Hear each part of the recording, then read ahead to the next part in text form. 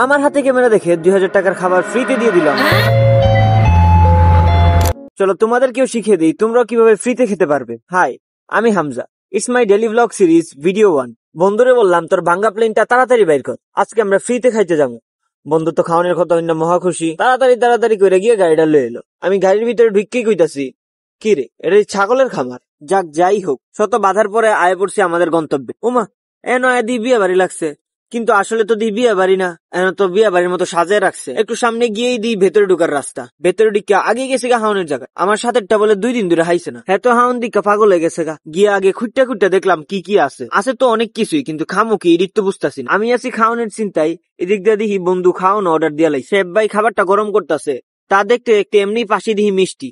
আহারে মিষ্টি যে কত মজা, দেখা তো মন চেয়েছিল সবগুলা মিষ্টি হায়ালাই, কিন্তু জাল আর মিষ্টি তো একসাথে হাউন যেত না। এমনি বন্ধু রাখতেছে, কিরে হাউন আইছে তাড়াতাড়িয়া। পরে গিয়া বললাম হাউনের টিবিল, হাউন লইয়া দি তা এমনি সরাই বইরিস। পরে হাউনটা দীক্ষা আমি গিয়ে 8টা ধুয়েলাম।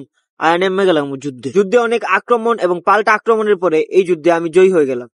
আর এই খাবারের টাকা নেই, কারণ যেখানে শেফ সে আমাদের বন্ধু, তাই সবাই হোটেলে বন্ধু বানাও, তাহলেই সবাই ফ্রিতে খেতে পারবা।